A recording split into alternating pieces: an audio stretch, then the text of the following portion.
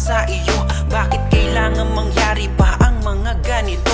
Pilit na inaalala mga bagay na nangyari sa aking puso at sa isip. Kalungkutan ng naghari at